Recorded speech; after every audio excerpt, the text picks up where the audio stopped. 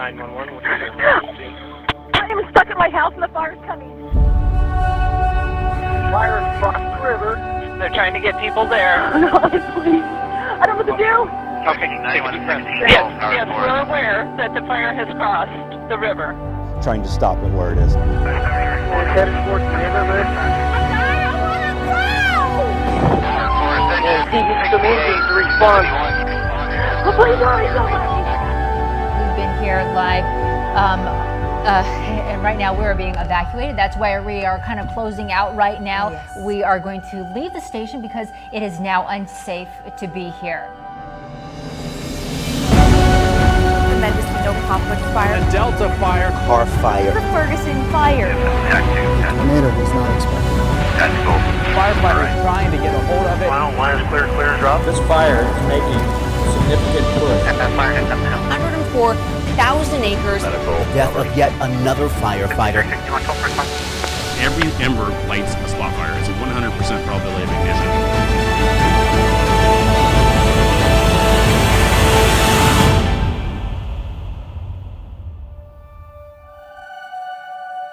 They just went up in flames and came right up and got my house.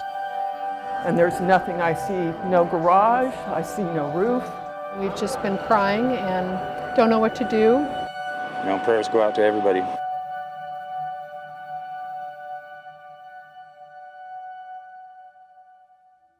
This past year has brought some of the largest, longest, most destructive wildfires in California's history. And experts indicate this is the new normal. Newly released body camera footage and emergency calls from Santa Rosa illustrate just how destructive and truly terrifying these wildfires can be. We want to warn you, these raw moments of October 9th, 2017 may be difficult to watch.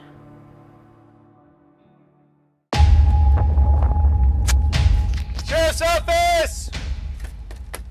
You couldn't see anything. It was like a wall. Fire! Block after block after block of destroyed neighborhoods. God damn! Oh my God. This was like Armageddon.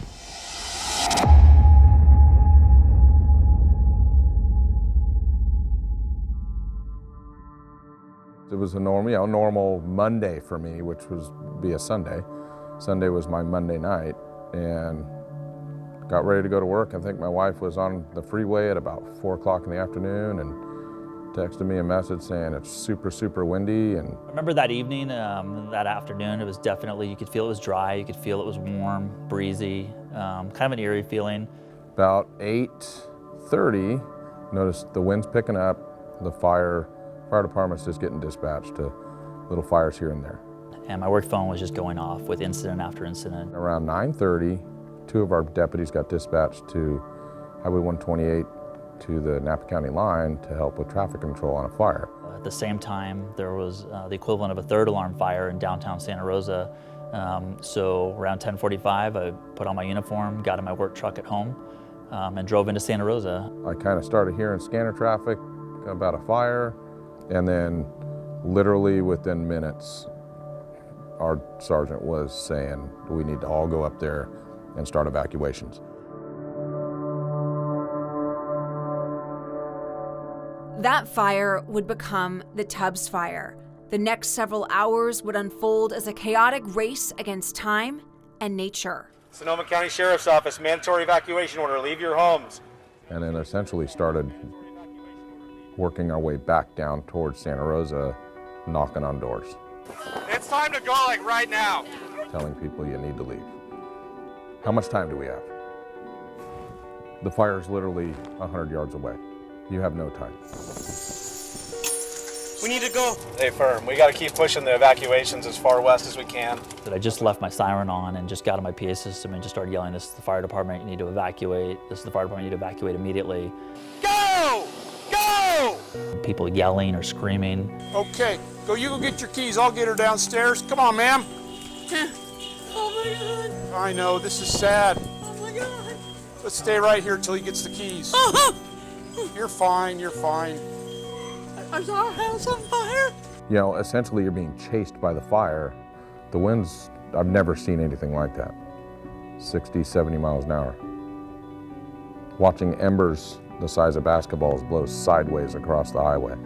I copy. George 4, start that direction. Ocean. Around this time, residents in Santa Rosa's Coffee Park neighborhood began waking up.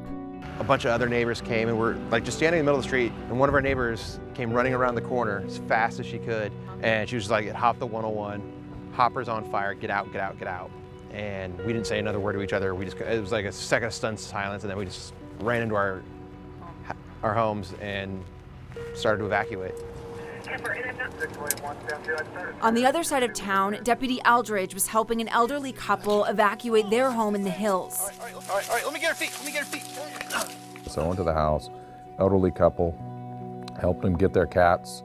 We threw them in their car. Stand for, we're doing a carry out. Ready?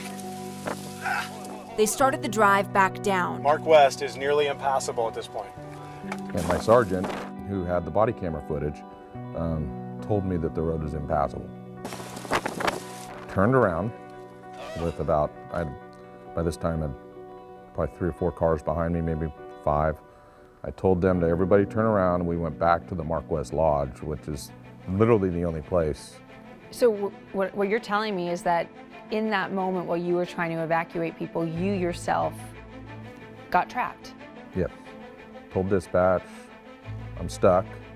I got like 3 dozen people with us, and we just waited. Oh, don't hit me. God damn it. Get out of here. I'm in a bad spot. Ooh. The fire now fully engulfing entire neighborhoods in Santa Rosa. It was like we flipped the switch and tried to evacuate upwards of 100,000 people in hours. Some of our neighbors were going door to door, banging on people's doors, waking them up. One of my neighbors evacuated in only his boxers. Neighbors became first responders. Santa Rosa city bus drivers also jumped into action, evacuating hundreds of people, including many elderly at senior living centers. As they drove through Coffee Park, those passengers seeing flames on either side. You know, I remember driving and visibility going to nothing. It looked like charcoal briquettes or like golf ball-sized embers would hit in the middle of the street and just start blowing down the middle of the street. I mean, were you ever in this situation where you thought you guys weren't going to get out? The fire came within about 100 yards of the lodge. That was probably the only time I go, I don't know, crap moment. Other than that, the fire pretty much burned around us. But you can hear trees exploding, propane tanks exploding, you know. And the hardest part is just being light with everybody, you know.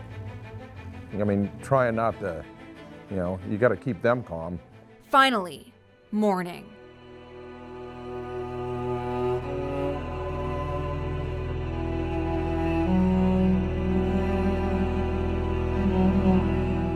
I drove through Coffee Park Monday morning, and it was like, holy crap. It's like a different word I had, but there was devastation. Then my wife tells me Kmart burned. Excuse me? How the hell did that store burn? We decided to come in the back way and made our way in, and that's where we just saw everything. And so we just stood in the top of our driveway and just looked at the nothingness that was there and cried. And When you left that night, did you have any sense that you would never be returning to your home? No, not at all.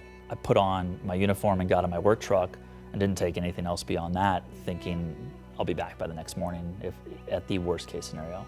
Paul Lowenthal was one of 7 firefighters with the Santa Rosa Fire Department to lose his home that night.